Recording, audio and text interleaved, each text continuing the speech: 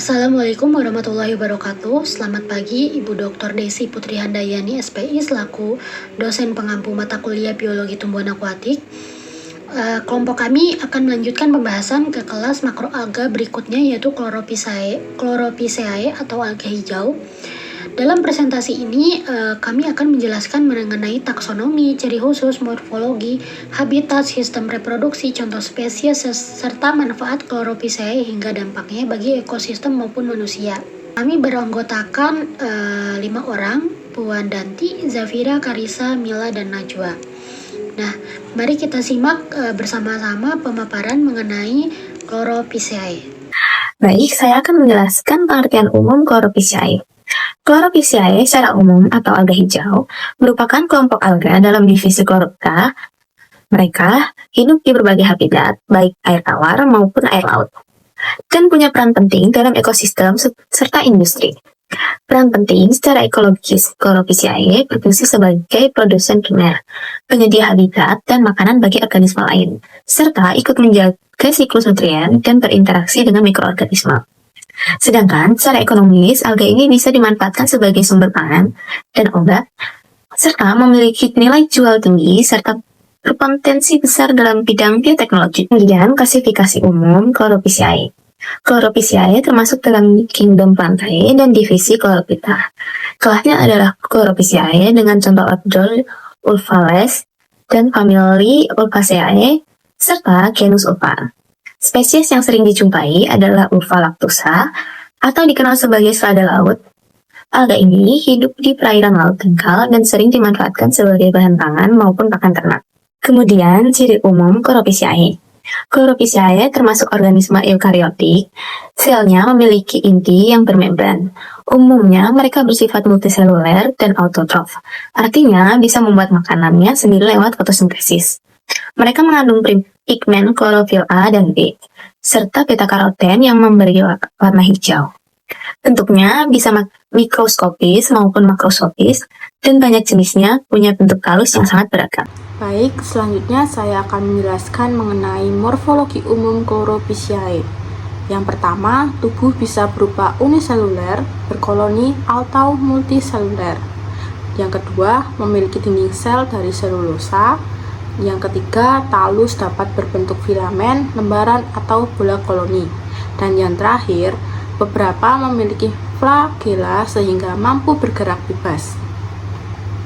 Selanjutnya, penjelasan mengenai struktur sel dari Chloropiceae.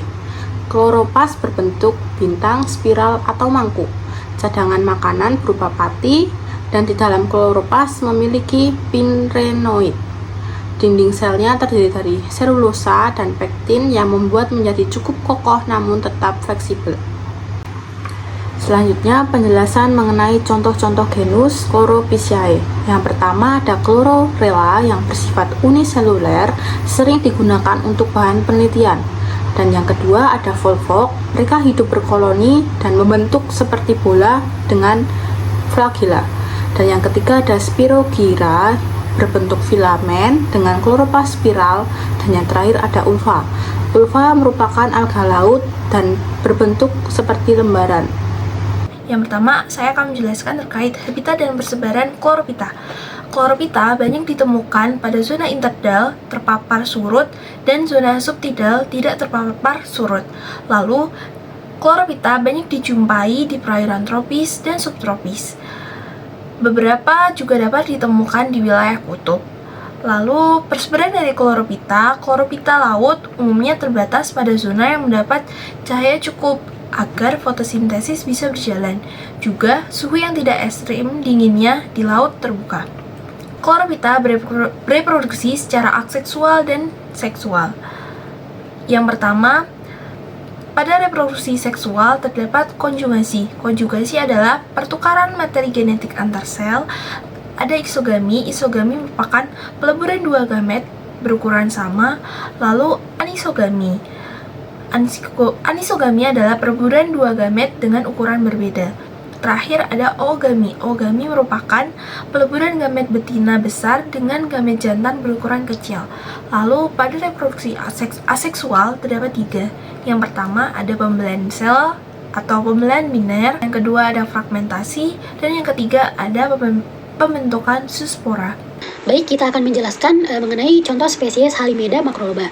Ciri khas utama dari spesies ini adalah tubuhnya berkalsifikasi karena mengandung kalsium karbonat yang mana strukturnya itu terasa agak keras atau terasa keras. Kemudian spesies ini umumnya hidup berasosiasi dengan habitat terumbu karang tropis dan dapat ditemukan hingga kedalaman lebih dari 100 meter. Kemudian sekitar dari 75% spesies Halimeda ini lebih menyukai substrat kerikil dibandingkan pasir atau lumpur. Spesies ini juga memiliki bentuk talusnya yang menyerupai daun atau blade yang tegak dengan segmen besar dan rata seperti kipas. Dari sisi manfaatnya, Halimeda macroloba ini berfungsi sebagai agen fitoremediasi yang mana dapat membantu memperbaiki kualitas lingkungan, memiliki aktivitas antioksidan, serta berpotensi sebagai pengawet alami. Kemudian untuk spesies Dictyospaeria cavernosa, alga ini memiliki talus padat yang berwarna hijau dengan diameter 2 hingga 5 cm. Bentuk lobusnya ini tidak teratur, kemudian dia berdinding tebal dan sering terlihat seperti menggumpal. Pada bagian bawah talus terdapat rizoid kecil yang mana berfungsi untuk melekat pada substrat sehingga spesies ini biasanya tumbuh menempel pada pecahan karang atau karang mati atau daerah pasang surut. Namun Dictyospaeria cavernosa ini juga dikenal sebagai alga invasif di komunitas terumbu karang, terutama di perairan yang kaya nutrisi.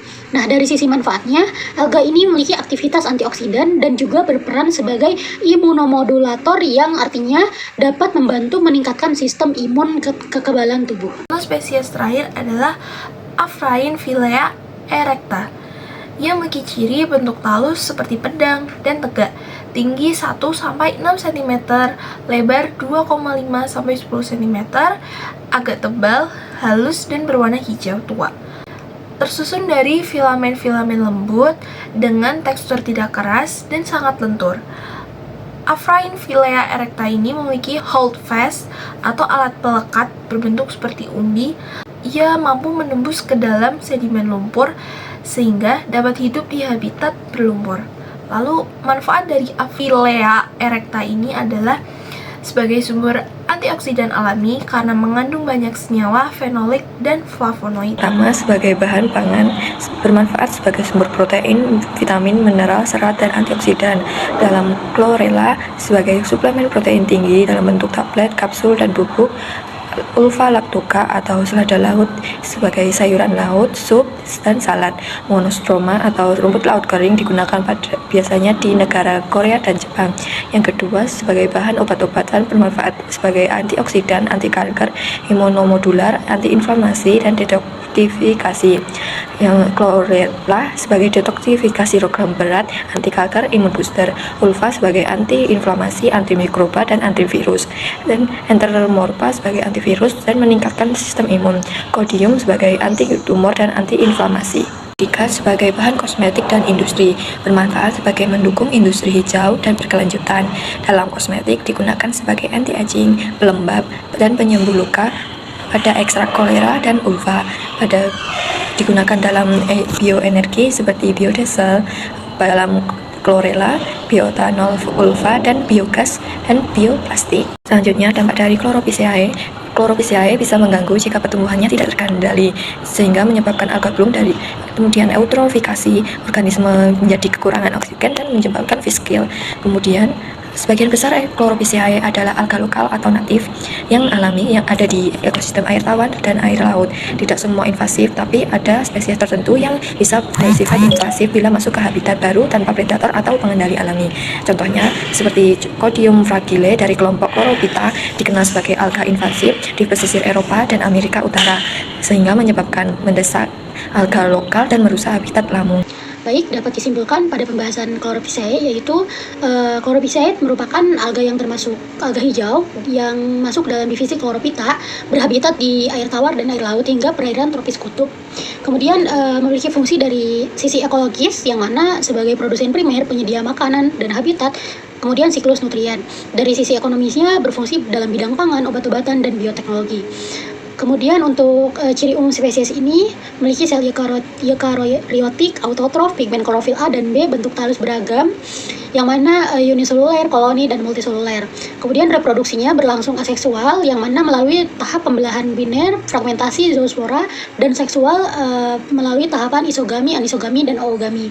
Kemudian manfaatnya sebagai sumber protein, vitamin, antioksidan, anti kanker, bahan kosmetik, bioenergi, serta mendukung industri keberlanjutan. Selain itu, spesies ini juga memiliki dampak negatif, yang mana jika pertumbuhannya berlebih dapat memicu alga bloom, eutrofikasi, bahkan invasif, contohnya pada spesies Codium fragile. Kemudian berikut merupakan referensi yang kami gunakan. Sekian pembahasan dari kelompok 9, kurang lebihnya mohon maaf. Wassalamualaikum warahmatullahi wabarakatuh.